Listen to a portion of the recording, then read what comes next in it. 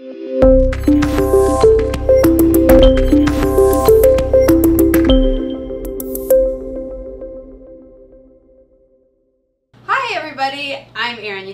here at Roper Mountain Science Center, and today we are going to learn all about mixtures and all about solutions. And with me is Mrs. Robbins. Hello. And yes, you will hear her voice occasionally. She is controlling all of the technology around me. And so we are here to talk about mixtures, like I said, and so let's go ahead and get started right away. The first thing I'm going to talk about is this blue sand. So this sand looks totally normal. I can pour it out of my hand. It looks like regular old sand. But this special sand acts strange when it is mixed with water. So I'm going to get some water and my beaker here, and we're going to kind of see what happens when we pour this sand into this water. So keep an eye on the water and let's see what happens. Here we go. Okay. It always looks so cool. It does look so cool. So if you'll notice, it looks kind of, I don't know, shiny, and it's making odd shapes. And I can stick my hand in here and kind of make shapes that stay. And if you'll notice at the top, it's like dry sand up there. So it's acting weird, right? And so the question is, for you, as we go through, I want you to think in your head, if I wanted to get this sand back out of this mixture, how would I do that? And we're going to learn all kinds of ways to separate a mixture. And as you're thinking, you can think of those ways, or you can think of different ways. So when I said the word mixture, that is what we have here. It is at least two things, right, that are combined in one container, and they keep their own properties. So I've got magic sand and I've got water, and they're in one container, so we would call that a mixture. Alright, so we're coming back to this guy at the end, but I want to go ahead and spend a second talking about what a mixture is and how to identify them. So when we talk about mixtures, we have what I would call regular mixtures, and that would be like our magic sand and our water, and like probably a lot of the mixtures you're thinking about right now, right? Like salads would be like a regular mixture. I can see tomatoes in it and lettuce in it. For a regular mixture, you can like see pieces, and you can kind of tell it's a mixture just by looking at it. So I've got here some like sand and some rocks, and I would call this a regular mixture, right? I've got sand, I've got rocks, I can see pieces in it, regular mixture. And, okay, so that's regular mixtures. Solutions are a special kind of mixture. So there's still two or more things that are in one container, keep their own properties, they're combined together. But in a solution, the mixture is so... It's such a good mixture, right? Like it's so well mixed together, you can't actually see pieces in it. So an example of a solution would be salt water. So this is salt water right here, and it looks clear. I can't look in there and be like, well, there's the salt, right? It just looks like water. So it's so well mixed, and the pieces are so small that we would call this a solution. Okay, so we're gonna practice that a little bit. I'm gonna kind of pull out a bunch of mixtures, and we're gonna decide, are they regular mixtures or are they solutions? Alright, here are sprinkles. So it's all different colors, it's all different sizes. I can see pieces in there and I can see different colors. It's not the same throughout. I would call this regular mixture, right? Next, I've got, this is pink sand and water. I can see that most of my pink sand is at the bottom and most of my water is at the top. Regular mixture. I can see my sand in there, right? And then we've got this. This is Kool-Aid. So think to yourself, Kool-Aid, would this be a regular mixture or would it be a solution? And I would ask you to think of a couple of things. Can you see pieces in there? Like, can I point to the Kool-Aid? And the second question is, does it look the same throughout the entire flask? And so, being right up close to it, I'll tell you, I cannot see pieces, and it looks the same at the top, same in the middle, same at the bottom. This, my friend, would be a solution. So, good. We know about regular mixtures, we know about a special kind of mixture called a solution. I'm going to put a lot of this out to the side, and we're going to start talking about our main topic today, which is how to separate out a mixture. Because mixtures are things that we can separate. Okay, good. And the first mixture we're going to separate is the one that we started with, well, almost started with. We can see these rocks in the sand, right? And I bet you're thinking to yourself, all kinds of ways that I could get those rocks out of that sand. Because it's pretty easy to do, right? I could just reach in there and pull those rocks out with my fingers. But that sand kind of sticks to everything. And so I don't really want to stick my fingers in it right now. So even though that would work, right? I can do that, it would work. I'm going to use this instead. This is called a sieve, and you use it to sift. So it's got holes in it. So the rocks are going to be kept behind, right? And then my sand is going to pass right through those holes. So let's watch that. Okay, so I'm going to shake it to let all that sand pass through the holes. You can hear the rocks in there rattling around. And I'm going to just sort of... Okay, so I've got all my rocks, I've got all my sand. I separated that mixture by sifting. So that's something you can do if you have more than one thing mixed together and they have different sizes, right? Okay, great. Next, we're going to talk about my pink sand in my water. So if I wanted to get this pink sand out of this water, I'm going to do something with this. You may recognize this from your house. This is a coffee filter. So it's like a little basket. It's got little like mesh holes in it. It's not the paper kind. And so if I put this over a beaker and take my sand and my water and pour it, my water is going to pass right through that filter, right? And my sand, though, is going to get caught in it. The sand also kind of wants to hang out in the beaker. But I'll show you. There's the sand. You can see our water. It looks nice and clear, not pink. So I was able to separate out this mixture using a filter by filtration. Okay, doing good. So now we're going to move and we're going to talk about a kind of mixture that is, actually we're going to talk about a way to separate a mixture that is a little bit more fancy. Woo. I'm going to put on my goggles because I'm about to be using some heat. So you might notice next to me I've got a hot plate and I just switched it on. I'm going to turn up the heat. So I've got a hot plate going. I've got a beaker sitting on that hot plate, and I've got this circular piece of glass. It's like curved and circular. I'm going to put it under the little camera so you can see. Okay, so yeah. Okay, I'm going to zoom in a little bit. So this is a watch glass, is what that's called.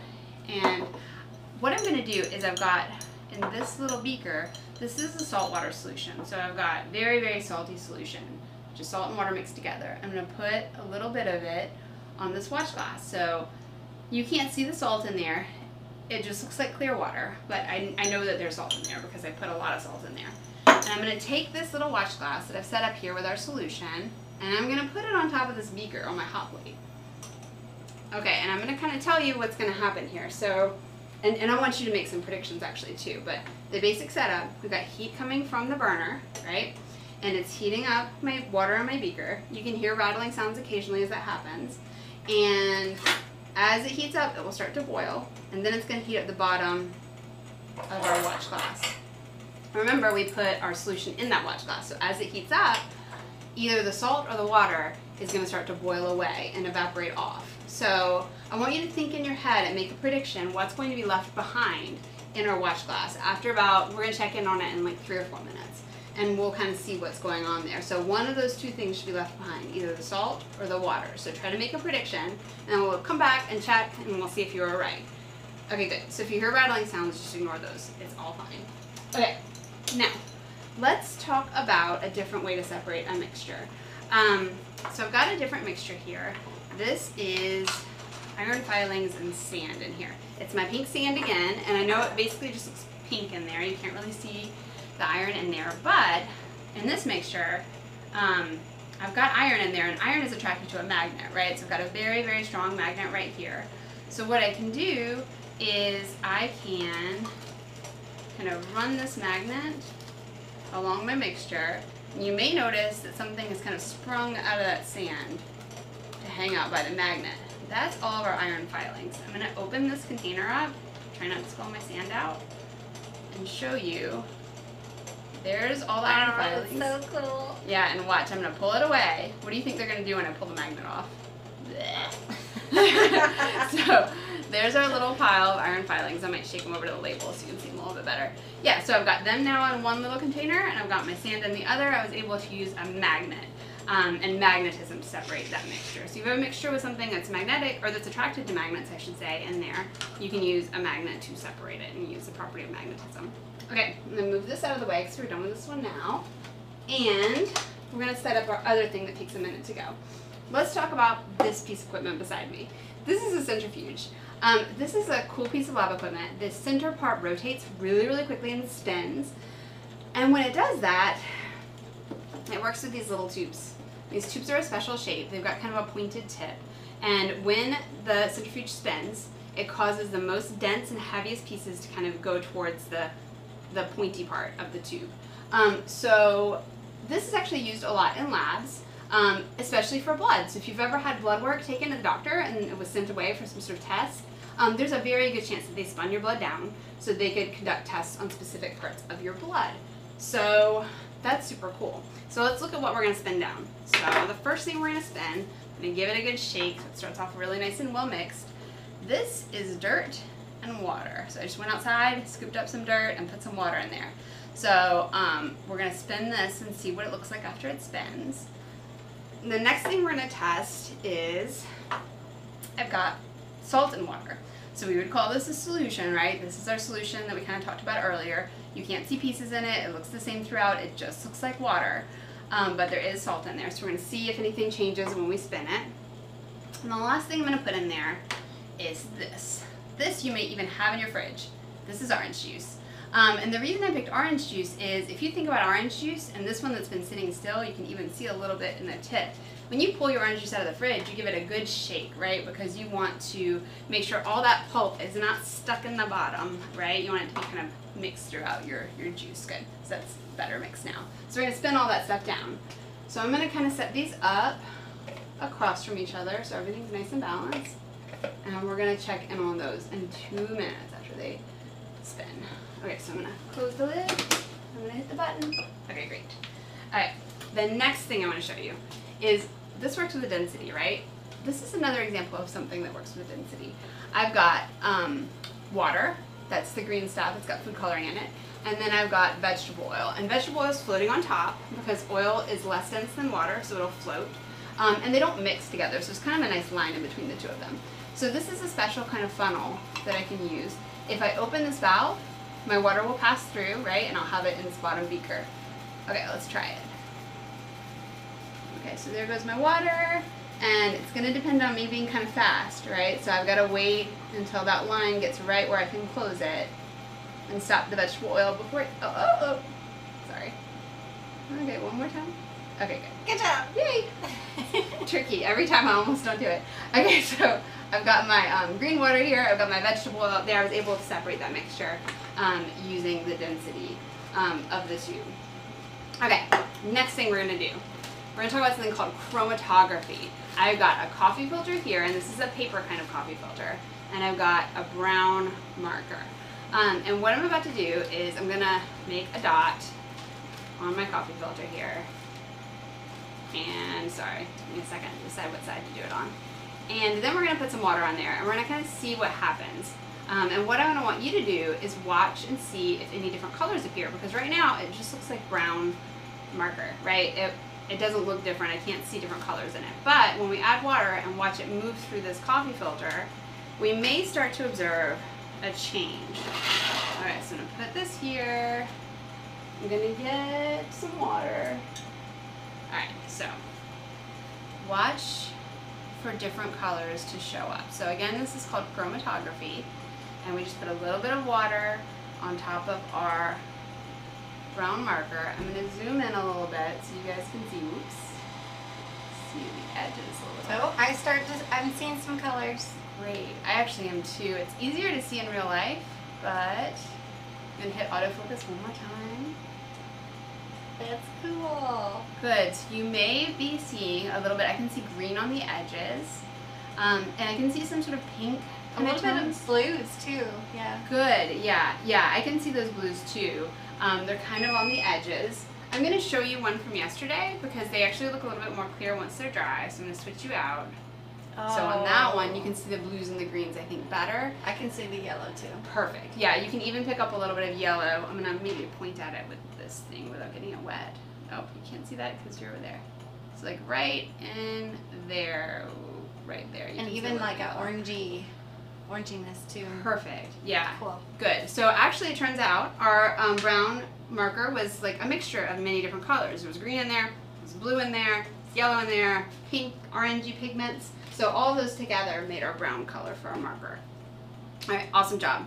Okay, so now the next thing we should do is, we have a beep. Let's check on our centrifuge. I'm gonna pull out, this is our dirt and our water. So let's look at this guy first. And bring him over here gently, because if I shake him, I'm gonna mess up all that work that the centrifuge just did. Oh, it's so cool. Yes. So you'll notice, like, the heavy pieces are all at the bottom. I hit the focus button. And we've got kind of the liquidy stuff at the top. I'm gonna zoom out just a little bit. Okay, there. So you can see that, like, our water looks more clear. Still wouldn't drink it, but it looks more clear. And then we've got sort of a line, and you can see kind of the different types of soil, how you have kind of the rockier stuff at the bottom. There's like lighter pieces up here. Okay, good. So that worked great. Let's check on our salt water. So remember, the salt water was a solution. And so let's see if it changed at all after we spun it. Okay, I don't see a little pile of salt at the bottom. It looks just the same as it did before. It still just looks like water. So salt water, a solution, did not change when we spun it in the centrifuge. All right, last one. We're gonna check this orange juice. And good. Okay, so our orange juice, if you look, we've got a nice little cone of pulp at the bottom. And I can even tilt it, and that solid little cone, whoops, sorry, I lost the camera, come back. There we go.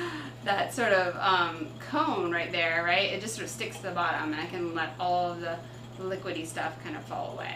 But you can see a nice line there. So that's why we shake our orange juice, right? Because the big pieces settle. Good. Awesome. Okay, good. So that's the centrifuge and density. Luckily, our salt water is done boiling now. So I'm going to put my goggles back on. I'm going to move that little watch glass over to where you can see it, and we're going to check out, try to remember what you predicted would stay behind. Did you think the salt was going to stay behind, or did you think the water was going to stay behind? And we're going to see what we see here. Move it over. Good. And that looks great. Okay, good. Should I zoom in? Or do you think it's okay? Why not? Why not? Okay, good. Oop, that was out. There we go. Okay, so autofocus that. All right. So you can see we've got the salt stayed behind. So if you thought the salt was going to stay behind, you were correct.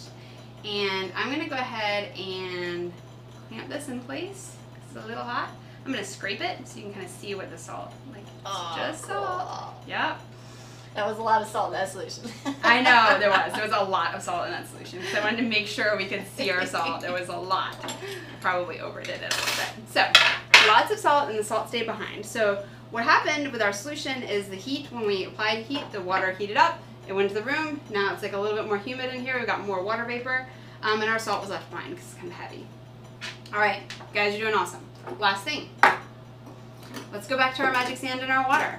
So think to yourself, what do you think? How can we separate that? It can be something that we did, or it can be some idea that you just have, which would be awesome, because actually the way I'm going to separate it isn't quite exactly any of the things we talked about. All right, so you may have been thinking, like, well, you could just pull it out with your hand. I could do that, right? That pulls out pretty good.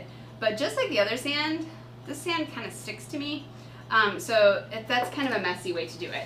It would work, though. You may have said you could evaporate the water off. That would work, too. If I just left this sitting here for like a week, when I came back, the water would have evaporated just like our water evaporated out of our solution. So that would work. It would just take a long time if I wanted to do it at room temperature. You may have said filtering? Filtering? Yeah, filtering actually works pretty good too. Some of these sand particles did sort of go through when I filtered it, so it was like a little bit awkward. So I'm going to tell you the secret way that the internet told me to do it. So, turns out the best way is actually to sort of use density like we did there. So, what I'm going to do is I'm going to pour off my water and leave behind my, I'm going to leave behind, let me fix my camera. I'm going to leave behind, we might not need this yet. Okay, I'm going to pour and leave behind my sand. And then my water is going to pour off. I had a couple little floaty guys go in there, but most of it's staying. And then I'm going to stop pouring. This is kind of a reflex game. Stop pouring when it gets towards the edge. Okay. All right, good. Okay, so now I've got most of my water gone. So I've got a little pile of sand, but it still is, there's still some water in there. And you can see it if you look at sort of the shiny pieces. Do you want to go ahead and, I'm not in frame. Hold on, let me zoom us back out. There we go. So do you see that sort of shiny blob? there's our water. So we still have some water in there. So what I'm gonna do, I'm gonna zoom out a little bit more. I'm gonna lay down some paper towels. And then what we're gonna do is we're gonna pour this whole thing out onto our paper towels. So think about what's gonna happen when I do that. What's gonna happen to the water and what's gonna happen to the sand. All right, so I think that's. You want to zoom out one more time, or maybe in the middle? Maybe, whoops. Sorry. Yeah, that's great. Okay, good. I'm gonna focus. Okay, here we go. So I'm gonna try to hit the middle. Here we go. So here comes the water. So it's gonna kind of soak into the paper towels. And then my sand makes a nice little pile. And you may notice there's like some little droplets of water. If I kind of rotate this around, as soon as those drops hit the paper towel, you can see them kind of absorbing in. So all I have to do is be patient enough to kind of let all of those water drops kind of absorb into the paper towel. And once I feel like I've got that pretty well, I'm going to put it, actually not in that container, I'm going to put it back in our original magic sand container. And let's see. Here we go. Good. Okay. You can even hear that it's dry. Yeah, you can. Yeah, good. Yeah, exactly. Yeah, you can hear that it's dry. It doesn't. If I try to do that with the sand, like the sand would not behave that way. I can't even really like. It's just the sand is not being cool. So that's awesome. You guys did a great job. So let's kind of review everything we talked about super quick. Talked about mixtures. We talked about regular mixtures where you can sort of see pieces in it, like this. We talked about solutions where, you know, they're so well mixed you can't see pieces, like our salt water. We talked about how to separate mixtures. We used density to separate. We used filter to separate. We sifted. We did chromatography. We separated with magnetism. We even separated a solution by applying heat and evaporating away the water. I think that's everything we did. What else did we do? The magnet? Mm-hmm. I think I said that one. Magnetism. Good. Yeah, no, you're good. I think that was it. Y'all were great. And so we can't wait to have you back here at Roper Mountain again soon. And happy mixturing when you're at your house. Look around for a mixture. I bet you can find some in your kitchen. Awesome. Thank you, guys. Thank you.